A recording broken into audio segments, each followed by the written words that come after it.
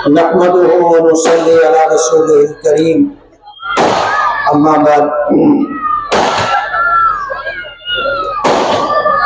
तेरी रहमतों का दरिया तेरी रहमतों का दरिया सरेआम चल रहा है। मुझे भीख मिल रही है, मेरा काम चल रहा है। तेरे नाम का वजीफा मेरी जिंदगी का हासिल, तेरे नाम की बदौलत मेरा काम चल रहा है। स्टेज पे तशरीफ फरमा शहर की मारूफ कदीम कामयाब सियासी शख्सियत अलहाज यूनुस ईसा साहब, मुखय्यिर कौम व मिल्लत अलहाज यूसुफ इलियास साहब, तमाम कारपोरेटर हजरात, तमाम ही हमसे मोहब्बत रखने वाले, ताल्लुक रखने वाले और इस शहर के मुस्तकबिल को रोशन देखने की चाहत रखने वाले, आज के इस मीटिंग में तशरीफ फरमा सभी हजरात। 2009 से 14 के दरमियान महाराष्ट्र में कांग्रेस और एनसीपी की सरकार थी। 2007 में हमने सियासत में कदम रखा था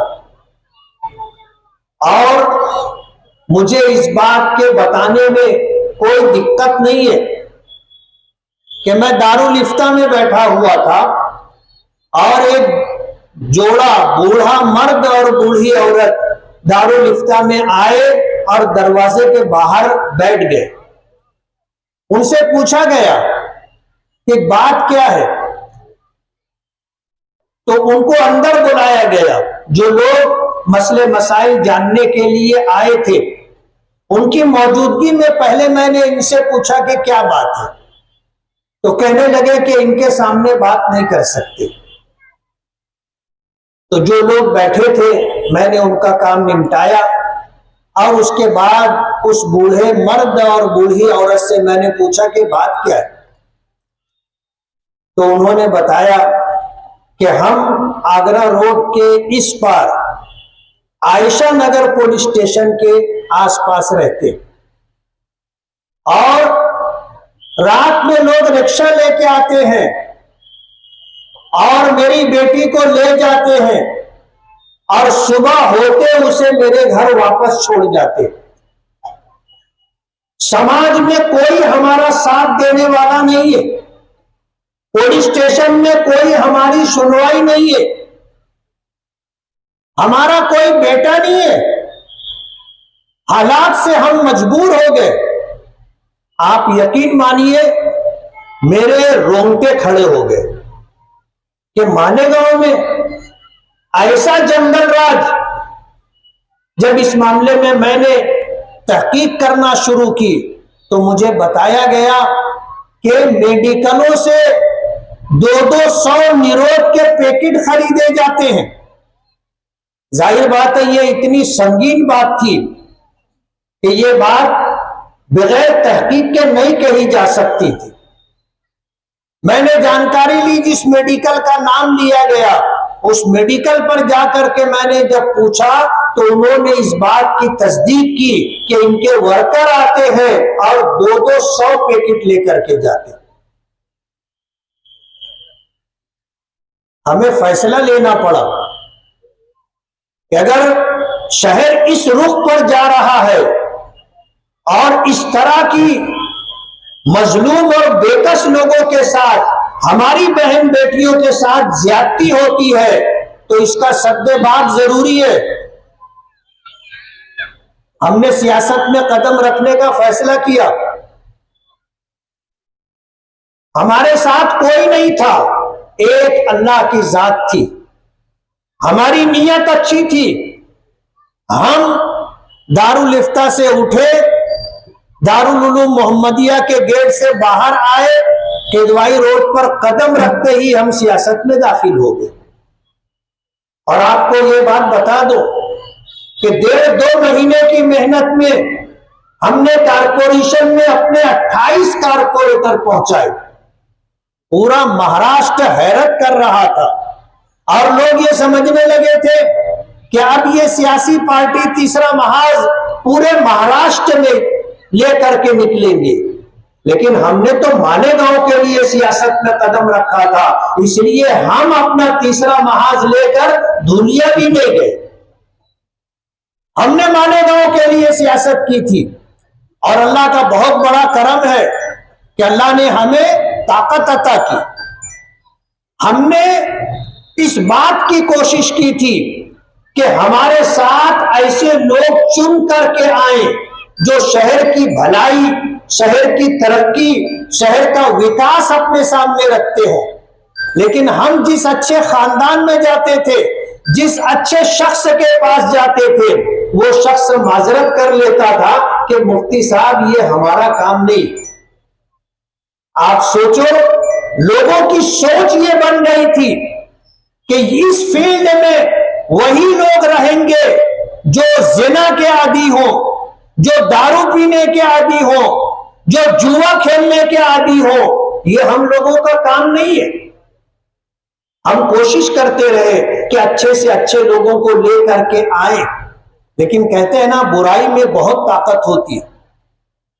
बुराई में बहुत ताकत होती है और बहुत आगे उड़ता हुआ नजर आता है, लेकिन अंजाम अगर आप देखोगे तो अंजाम सच्चाई और अंजाम और हकीकत हमेशा हक पर रहने वालों के साथ होता है।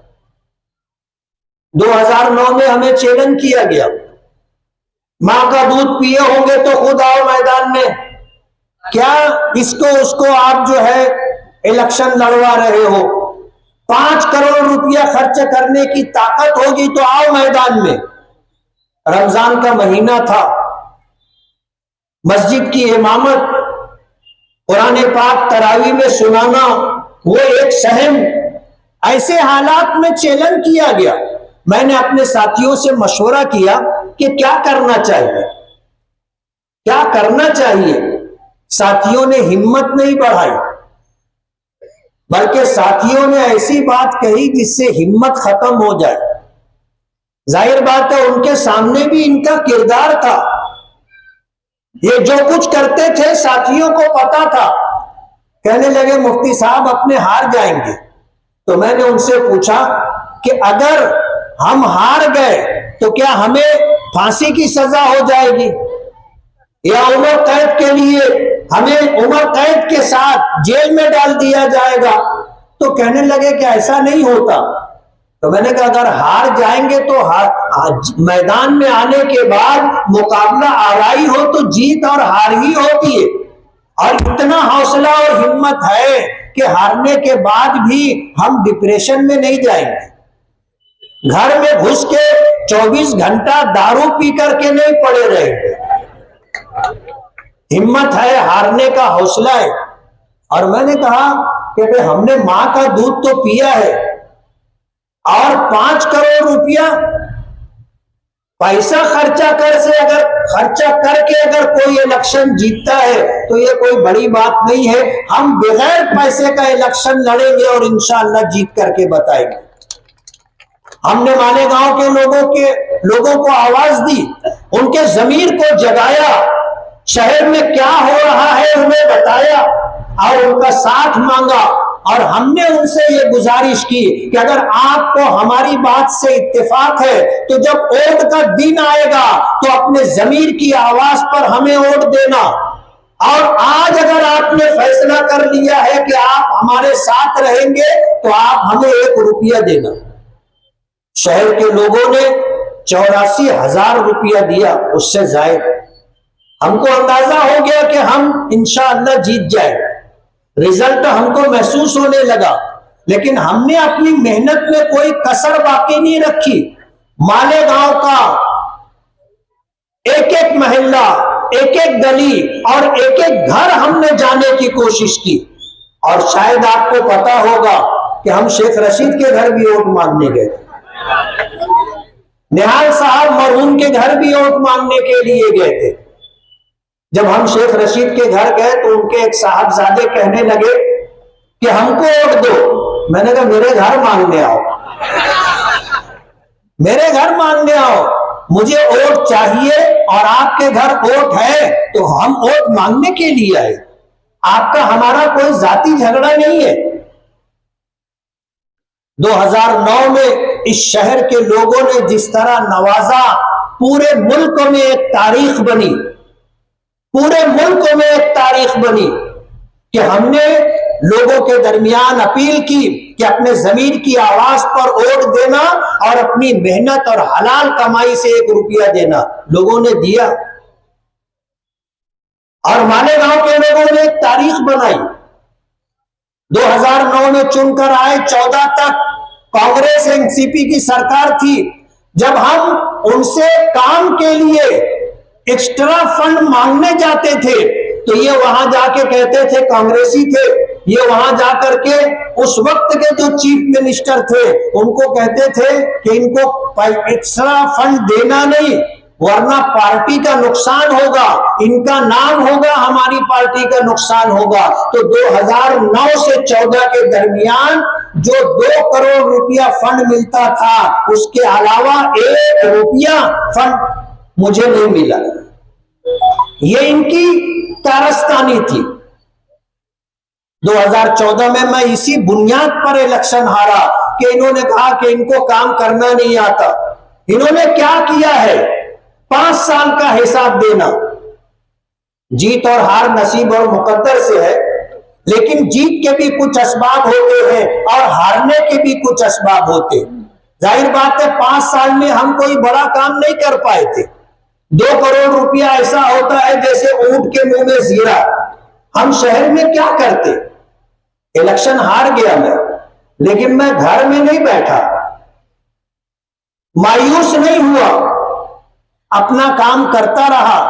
जोहर से पहले अजान हो रही थी, रिजल्ट आया कि मैं हार गया तो मैं अपने काम से चला गया मस्जिद, इमामत करता था, नमाज पढ़ाने चला गया। पूरी मस्जिद के लोग सर उठाकर मुझे देख रहे थे। लेकिन अल्लाह का एहसान है, जीत और हार नसीब मुकद्दर से है और ये हमारी रोटी रोजी नहीं है। हमें कोई मलाल नहीं था, पहले दिन से काम से लगे। 2014 का इलेक्शन हारने के बाद 2019 का इलेक्शन लड़े। आवाज आ रही थी दूर दूर तक हमारे मुकाबले में नहीं है, 50,000 वोट से हराएंगे। उल्टा हो गया मामला, 38,000 वोट से खुद हार गए और इंशाअल्लाह अभी 50,000 वोटों से ज्यादा से इंशाअल्लाह हराएंगे। वजह उसकी ये है कि लोग काम मांगते हैं। आपने जिन उम्मीदों से मुझे चुन करके दिया था, एमएलए का काम रोड बनाना नहीं है, एमएलए का काम गटर बनाना नहीं है, एमएलए का काम लाइट नहीं है, एमएलए का काम पानी की पाइपलाइन गली गली में बिछाना नहीं है। ये सब काम कारपोरेशन का है। मालेगांव कारपोरेशन 500, 700, 800, 900, 1000 करोड़ रुपए का बजट रखती है। ये हमसे 5 साल का हिसाब मांग रहे हैं। मैं आपको हिसाब देना चाहता हूं और आगरा रोड के इस तरफ का हिसाब दूंगा, पूरे शहर का नहीं। 2 करोड़ के बजट से 1000 खोली पहली गली का रोड हमने बनाया, जो सईद इलाहिया मस्जिद वाली गली, जहीर अशरफ वाली गली, हाजी टेलर के पीछे वाली गली और सखावत होटल से आबिद सोडे वाले तक का रोड, वो जो मैदान है, 2 करोड़ रुपए में हमने ये काम किया। 1.25 करोड़ रुपए के बजट से ये सलाम चाचा रोड का काम हुआ है। 75 लाख रुपए के बजट से मासूम साइजिंग से मुफ्ती आजम मस्जिद तक रोड बना। आयशा नगर कब्रिस्तान के बाजू वाला रोड जो रमजानपुरे की तरफ जाता है वो रोड बना। 30 लाख रुपए के बजट से सूफिया मस्जिद से आयशा नगर कब्रिस्तान गेट तक रोड। 60 लाख रुपए के बजट से आयशा नगर कब्रिस्तान में अशरफी जनाजा हाल, लाइट पोल 50 लाख रुपए के बजट से सर्वे नंबर 57 में 2 गलियों का काम और हुमैदुल नियादी मस्जिद के पास की 3 गलियों का काम हमने किया। 20 लाख रुपए के बजट से हुसैन सेठ कंपाउंड में सीमेंट कंक्रीट रोड हमने बनाया।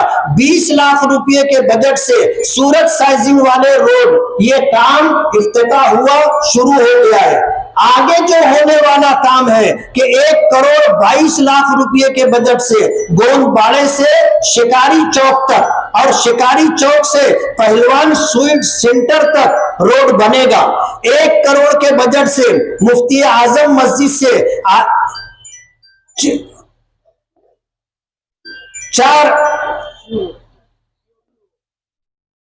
1 करोड़ रुपए के बजट से मासूम साइजिंग से कुसुम्बा रोड तक और नैयर चौक से जरवाला के कारखाने तक, जिसको ठंडी सड़क कहते हैं, वहां तक रोड बनेगा। और जफर इकरा वाली सामने जो गली है वो भी इंशाअल्लाह बनेगी। शाबान नगर अशरफी मस्जिद वाली गली बनेगी। ये काम वर्क ऑर्डर हो चुका है। अल्लाह का बहुत बड़ा करम है। एक एमएलए होने की हैसियत से ये हमारा काम नहीं था। हमारा काम तो ये था कि टेहरे चौखुल्ली से लेकर के 40 गांव फाटे तक 166 करोड़ रुपया 166 करोड़ रुपया हमने मंजूर करवाया है, जिसमें दोनों साइड से सर्विस रोड बनेगी और 3 फ्लाईओवर बनेंगे और अंडरग्राउंड पास रास्ता बनेगा। ये एमएलए का काम है। हमने एमएलए होने की हैसियत से तलवाड़ा डैम से मालेगांव फिल्टर प्लांट तक जो पानी की पाइपलाइन 40 साल पुरानी थी, जो सड़ गई है, उस नई पाइपलाइन के लिए हमने 145 करोड़ रुपया मंजूर करवाया। दुआ बाहर की मांगी तो इतने फूल खिले, कहीं जगह न रही मेरे आशियाने में। मालेगांव के लोग कहते हैं, कुछ लोग, कि काम की बुनियाद पर कोई नहीं जीतता। काम की बुनियाद पर कोई नहीं जीतता, बल्कि लोगों को जो झांसा दे दे वो जीतता है। लेकिन मैं इस बात से इत्तेफाक नहीं रखता।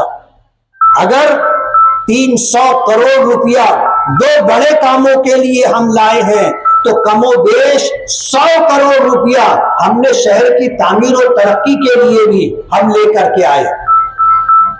अभी इलेक्शन का ऐलान नहीं हुआ है और हमने अपने पहली मीटिंग में ये बात कही थी कि गधे 1.5-2 महीने से दौड़ रहे और हम उनके साथ दौड़ना नहीं चाहते थे। हम इंतजार कर रहे हैं कि इलेक्शन का ऐलान होगा तो इलेक्शन लड़ेंगे। लेकिन कहते हैं ना कि झूठ इतनी शिद्दत से अगर बोला जाए जैसे बोला जा रहा है तो लोग उसे सच मान लेते। हमको मैदान में आना पड़ा। ये मीटिंग पर मीटिंग, बागबानों की मीटिंग, बूढ़ों की मीटिंग, जवानों की मीटिंग, बच्चों की मीटिंग, फकीरों की मीटिंग, सब मीटिंग ले रहे। मुझे जब इन्होंने बूढ़ों की मीटिंग ली, ये वो लोग थे जो मरहूम शेख रशीद साहब के साथ रहते थे, उठते बैठते थे। आज उन बूढ़ों को ये कहा जा रहा है कि तुम्हारा सब तो हम करते, तुमको हम संभालते हैं। इस तरह की जो बातें कही गई, तुम्हारे हॉस्पिटल का खर्चा, तुम्हारे घर का खर्चा, तुम्हारी बीड़ी का खर्चा सब हम करते। वो भी हैरान हो गए कि शेख रशीद हमको क्या देते थे वो हमको मालूम, और उन पैसों से हम क्या करते थे हमको मालूम। मरहूम शेख रशीद का हाथ अच्छा था और खुला हुआ हाथ था।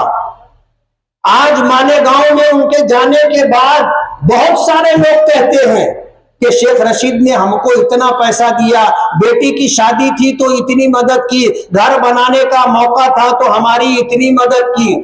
आज शेख रशीद मरहूम की नेकी को ये एहसान के तौर पर जतलाकर भुलाना चाहते। उन बूढ़ों में से कई बूढ़ों ने कहा कि ये तो ऐसा बुला करके हमसे कह रहे थे कि जैसे पूरे मजमे में हमारा कपड़ा उतार रहे, हमको जलील कर रहे। इस तरह उनको जो है मुखातब किया गया कि उनको जिल्लत महसूस होने लगी। आपने एहसान किया था, आपने नहीं, आपके बाप ने किया था, कम से कम वो नेकी जाया और बर्बाद तो मत करो। आज मरहूम शेख रशीद को जाने के बाद उनको नेकियों की जरूरत है, पैसों की जरूरत नहीं है। आप एहसान जतला करके, लोगों को जलील करके अपने बाप की हुई नेकियों को जाया करना चाहते हैं, ये अच्छी बात नहीं है। तुमने क्या किया है वो बता। आज तो पूरा मालेगांव तुमको 32 तारीख बोलता है। 32 तारीख समझ रहे ना जी, कभी आती नहीं। 29 तारीख तो 4 साल में एक मर्तबा आ जाती, लेकिन 32 तारीख कभी नहीं आती। लोगों ने इनका नाम रखा है 32 तारीख कि जिससे ले लिया कभी वापस नहीं किया। ये एक पर्ची आई है, मुझे नहीं मालूम कि ये सही है या गलत है। एक पर्ची आई है और इसमें नाम दिया गया हाजी जहीर अब्बास, मास्टर किराना, अब्बास नगर संडास के पास, और नीचे 2 नंबर लिखे हुए हैं और कहा गया है कि आप तहकीक करना चाहो तो तहकीक कर सकते हो।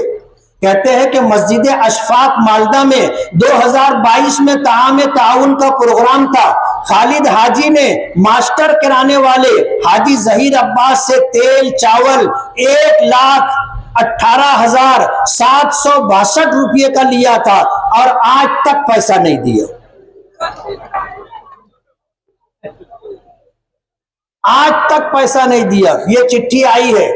और इत्तेफाक की बात, जब जमीयत के खिलाफ खालिद हाजी ने ये इल्जाम लगाया कि ये बांग्लादेश से ताल्लुक रखते हैं और वहां पर ये फंडिंग करते हैं, तो हमारी मीटिंग थी जमीयत दफ्तर में और एक मौलाना, एक मस्जिद के इमाम, वो कहने लगे कि हम लोग मदरसा तजवीदुल कुरान के 20 से ज्यादा असातिज़ा हैं जिन्होंने 10 साल पहले इनसे प्लाट खरीदा था और हमने इनको 10 साल पहले किस्तों में 18 लाख रुपया दिया और आज तक इन्होंने किसी को एक प्लाट भी खरीदी नहीं दी।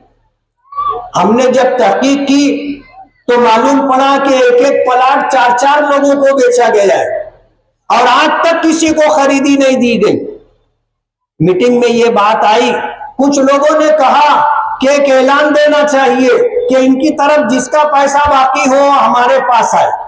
मैंने कहा ये काम छोड़, बिल्ली हकाल वाला मामला है, अपने को इस मामले में नहीं पड़ने का। लेकिन ये आवाज उनके कान में पहुंच गई। वो मौलाना लोगों को बुलाए और बुला करके उनको 16 लाख रुपये की जगह 22 लाख रुपये की कीमत बता करके उनको खरीदी दे दी।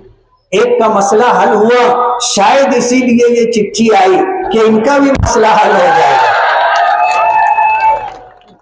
और भी लोग आए हमारे पास, महादे मिल्लत के असातिज़े किराम, उलमाए किराम, उनके साथ भी यही धोखाधड़ी की गई है। और बताने वालों ने बताया कि जाने दो दीगर असातिज़ा, मुफ्ती हसनैन साहब को भी इन्होंने 4 प्लाट का पैसा लिया, आज तक प्लाट नहीं दिया। और धीरे धीरे ये तादाद बढ़ती जा रही है। 10 साल पहले 18 लाख रुपया लिया और 10 साल के बाद 16 लाख रुपये की जमीन 22 लाख रुपये की बता करके दे रहे। उस वक्त का 18 लाख रुपया 10 साल के बाद उसकी क्या कीमत बनती है आप अंदाजा कर सकते। ऐसे 50 वाकयात हैं। नशे के ताल्लुक से सभी लोगों ने तकरीबन ये बात कही और यही इलाका है जो सबसे ज्यादा मुतासिर है। कभी आपने सुना होगा खालिद हाजी साहब निकले थे टोली लेकर के और कहते थे नशा मुक्त मालेगांव। नशे के खिलाफ उन्होंने आवाज बुलंद की। हम समझ रहे थे कि देर सवेर बिल्ली थैले के बाहर आएगी। जो लोग खुद नशा करते हो उनकी तस्वीरें हैं, उनके वीडियो हैं कि पूरी पूरी बोतल शराब की ऐसे हाथ में लेकर के ये कैमरा क्या बोलते हैं वो वीडियो शूटिंग है कि ये जो है खेल रहे हैं और शराब की बोतल हाथ में है वो वीडियो। जो खुद नशा करते हो ये मालेगांव को नशा मुक्त करने की बात कर रहे हैं।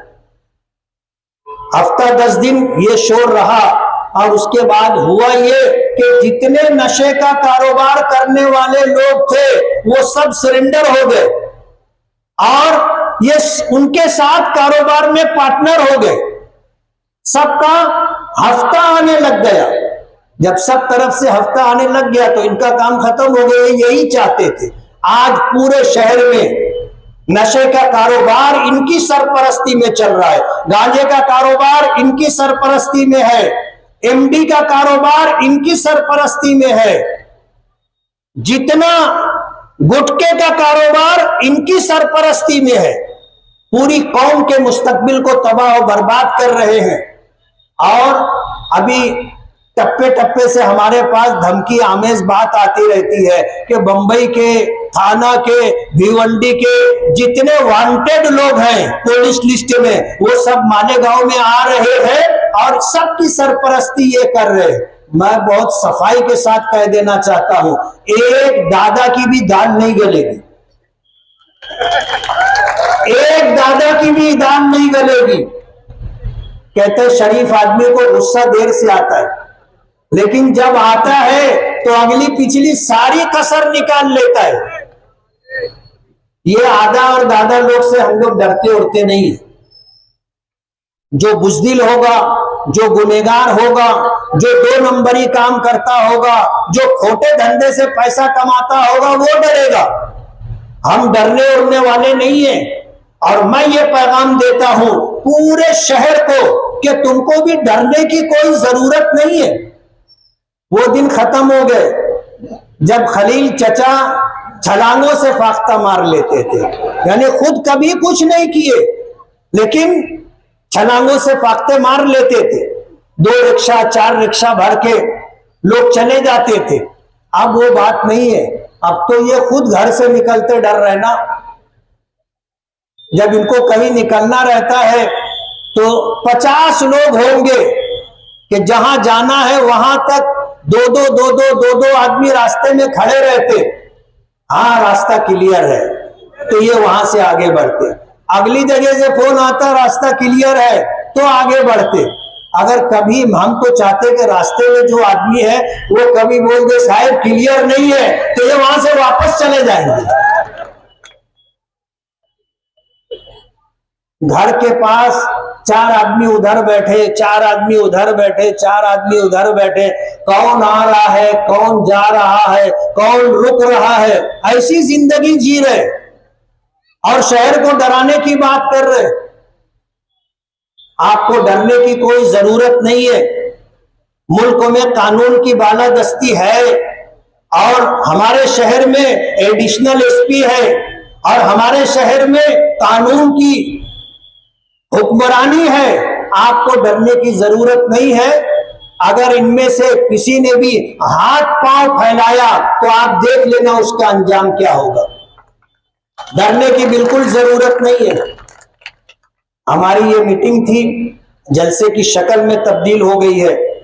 हमने मीटिंग का ऐलान किया था, जब तक इलेक्शन कमीशन की तरफ से इलेक्शन डिक्लेयर नहीं होता हमने जलसा लेने का प्रोग्राम नहीं बनाया।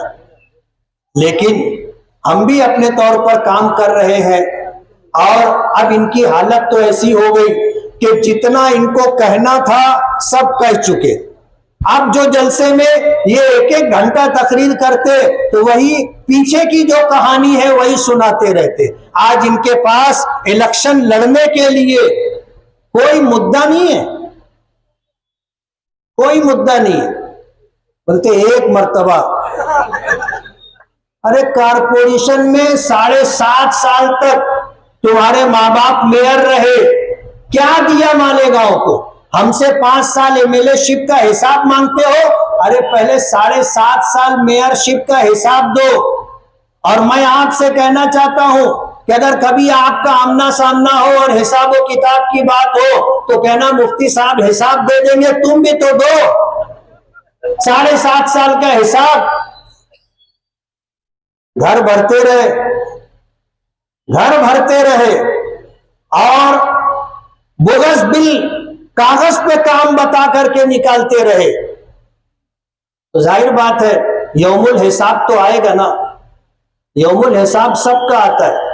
आप यकीन मानो, अगर ये 7.5 साल मेयरशिप में काम किए होते तो इनको ये गिड़गिड़ा करके नहीं बोलना पड़ता कि एक बात गिड़गिड़ा करके नहीं बोलना पड़ता। कहते मास्टर स्ट्रोक, इंतजार है ना आपको। ये कांग्रेस के दर पे जाके नाक रगड़ रहे, दिल्ली के चक्कर पे चक्कर, बंबई में चक्कर के चक्कर, सब खबर आ जाती, कोई खबर छुपती उगती नहीं है। ये अजीत दादा पवार के साथ भी धोखा कर रहे, उनसे सब सेटिंग बटिंग कर लिए थे कि हम आजाद लड़ेंगे, आप इलेक्शन फंड दो, हम चुन करके आएंगे, तुम्हारे साथ रहेंगे। हमने तो पोल खोल दिया और उसके बाद इन्होंने पूरे शहर को यकीन दिला दिया कि मुफ्ती साहब जो बोल रहे हैं वो सही बोल रहे हैं। ये खुद ही बोलने लगे अजीत दादा पवार, अजीत दादा पवार, अजीत दादा पवार। और हम सोचते थे कि ये और बोले ताकि जब हम बोले कि ये अजीत दादा पवार के साथ बीजेपी में जाएंगे। मालेगांव के लोग बीजेपी तो जाने दो, बीजेपी के बाजू में भी आप अगर रहोगे तो आपको वोट नहीं देंगे। और लोकसभा पार्लियामेंट के इलेक्शन में मालेगांव के लोगों ने पूरे हिंदुस्तान में तारीख बनाई है कि बीजेपी के उम्मीदवार को हमारी कॉन्स्टिट्यूंसी से 4,527 वोट मिली, यानी 5,000 वोट भी नहीं मिली। और सेकुलर उम्मीदवार को 1,98,000 से शायद वोटें मिली। मालेगांव ऐसा मिजाज रखने वाला शहर है। आप मालेगांव वालों की वोट लेकर के बीजेपी के साथ बीजेपी में जाओगे, मालेगांव के लोग कभी आपको वोट नहीं देंगे। ये तो बहुत अच्छा हुआ कि हम कुछ बोलते उससे पहले ही ये अजीत दादा पवार, अजीत दादा पवार। अजीत दादा पवार ने अपने चचा के साथ क्या किया आप देख रहे हो। आज बीजेपी के साथ सरकार में है, डिप्टी चीफ मिनिस्टर है, और आप उनके इलेक्शनी फंड से आजाद उम्मीदवारी करके उनके साथ जाओगे और बीजेपी में शामिल रहोगे। मालेगांव के लोग इस बात को बर्दाश्त नहीं करेंगे। इसलिए मैं आपसे कहना चाहता हूं, वक्त हो गया है, जब इलेक्शन आएगा तो इंशाअल्लाह फिर अलहाज यूनुस ईसा साहब की जुबानी आप भी सुनोगे इनके कारनामे। इन्होंने वादा किया था पहले जलसे में कि मैं आगरा रोड के उस पार बोलूंगा, लेकिन जब हमारी बातचीत हुई तो ये हुआ कि अभी तो इलेक्शन का ऐलान नहीं हुआ है, हम लोगों को बोल लेने दो, बच्चों को, जब वाकई बोलना रहेगा फिर आप बोलना। और अलहाज यूनुस ईसा साहब को जो दर्द है वो अब्दुल मालिक का है। और मैं ऐसा समझता हूं कि शायद तमाम बच्चों में दादा को अब्दुल मालिक से दिली लगाओ, जज्बाती लगाओ। जिस वक्त ये सूरत हाल हुई थी कि अब्दुल मालिक पर फायरिंग हुई, दादा की हालत देखने जैसी थी, हमने करीब से देखा है। इसलिए आने वाले दिनों में इंशाअल्लाह हमारे सरपरस्त की तकरीर भी आप सुनोगे और आपको पता चलेगा कि क्या बात है। इसलिए आने वाले दिनों में जब इलेक्शन आएगा तो मेरी आपसे ये गुजारिश है कि हम मजलिसे इत्तेहादुल मुस्लिमीन से इलेक्शन लड़ रहे हैं। हमारा इंतखाबी निशान पतंग है और पहले दिन से हमारा ये बोलना था, 1000 पार्टियों के लोगों की मेहनत थी कि आप कांग्रेस में आ जाओ, कांग्रेस में आ जाओ। हमने ऐलान किया था कि हम मजलिसे इत्तेहादुल मुस्लिमीन से चुन करके आए हैं, आगे इलेक्शन भी मजलिसे इत्तेहादुल मुस्लिमीन के ही निशान पर लड़ेंगे। हमने जो ऐलान किया था हम अपने ऐलान पर कायम है। ऑल इंडिया मजलिसे इत्तेहादुल मुस्लिमीन से नुमाइंदगी कर रहा हूं और आपसे मेरी ये गुजारिश है कि आप मुझे देख करके वोट ना दें, आप अपने बच्चों का मुस्तकबिल देखें, आप अपने शहर का मुस्तकबिल देखें। आने वाला दिन मस्जिदों मदरसों के शहर को एक ताबनाक मुस्तकबिल मिले, उसके लिए आप वोट करें। इनको अगर वोट करोगे ये कहां लेकर के जाएंगे आपको पता भी नहीं। 288 जो मेंबरान असेंबली चुन करके जाते हैं, मैं हाजी अब्दुल माजिद का शुक्रगुजार हूं कि उस हाल में जाने के बाद मैंने दाढ़ी छोटी नहीं की, मैंने कुर्ता छोटा नहीं किया, मैंने सर से टोपी नहीं उतारी। अपनी इसी हैसियत और शनाख्त के साथ मैं असेंबली में रहता हूं और बोलता हूं। आपकी जो हालत है, आपको देख करके फैसला करना मुश्किल होगा कि आप इधर हो कि उधर हो, लेकिन हम अपनी मिल्ली शनाख्त, अपनी मजहबी शनाख्त, अपनी कौमी शनाख्त के साथ है और कभी हमने कंप्रोमाइज नहीं किया कि मेयर बनना है तो पानी बेच डालो, और अगर कोई बोले तो उस पर सीना जोरी, हमारा बस चले तो नारू शंकर का किला भी बेच डालेंगे। ये उनके ही जुमले हैं, उनकी बात है, हमारी बात नहीं है। आप अगर उनको वोट दोगे, अपने शहर का मुस्तकबिल आप तबाह बर्बाद कर दोगे। आप अपने बच्चों के लिए, अपने शहर के शानदार मुस्तकबिल के लिए अच्छा फैसला कीजिए।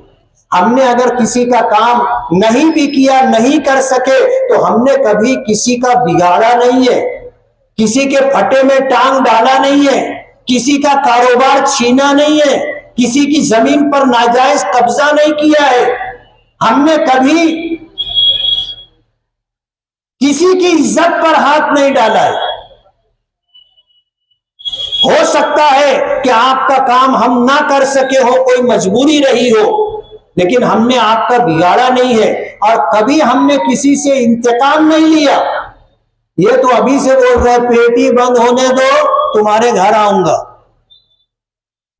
पेटी बंद होने दो तुम्हारे घर आऊंगा। सुखी दे रहे, सुखी समझते ना, सुखी दे रहे, बिल्कुल डरने की जरूरत नहीं। अपने दरवाजे पर जो आ जाए वापस नहीं जाना चाहिए।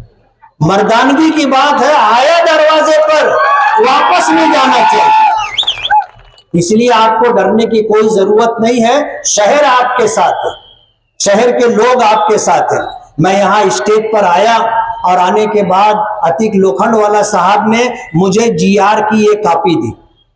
हमने पर्यटन डिपार्टमेंट से फंड मांगा था 5 करोड़ रुपया, तो 5 करोड़ रुपया नहीं मिला, 2 करोड़ रुपया 2 रोड के लिए हमें फंड मिला है, जो आपके इस वार्ड में आगरा रोड के इस तरफ बनेगा।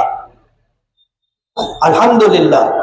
कहते ना, तोप का लाइसेंस मांगो तो बंदूक का लाइसेंस मिल जाता है। तो हमने 5 करोड़ रुपया मांगा था, मिनिस्टर ने हमको 2 करोड़ रुपया दिया और ये जीआर की कॉपी अतीक लोखंडवाले के जरिए से मिली है, जो साहब ले करके आए थे। मेरी उनकी मुलाकात नहीं हो सकी, तो वो इनसे ताल्लुक रखते हैं और उनसे तारुफ अतीक लोखंडवाला ने करवाया था।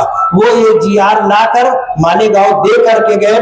मैं उनका भी शुक्रगुजार हूं, अतीक लोखंडवाले का भी शुक्रगुजार हूं, और इस मीटिंग की कामयाबी पर मैं अल्लाह रब्बुल आलमीन का और अल्लाह रब्बुल आलमीन के बाद अपने तमाम साथियों का और तमाम हाजिरीन का शुक्रगुजार हूं। और ये गुजारिश है कि आने वाले इलेक्शन में आप मुझे वोट दे, पतन की निशानी पर आप वोट दे करके अपने शहर के मुस्तकबिल को बनाने और संवारने की कोशिश करें। बहुत बहुत शुक्रिया।